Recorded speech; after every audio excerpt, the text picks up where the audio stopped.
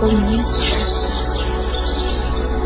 the spirit and all universe connecting with the creation of all reality through prayers, through faith. The highest realms of thoughts. This is the way to become one with the highest potential of our nature. Feel it, experience it.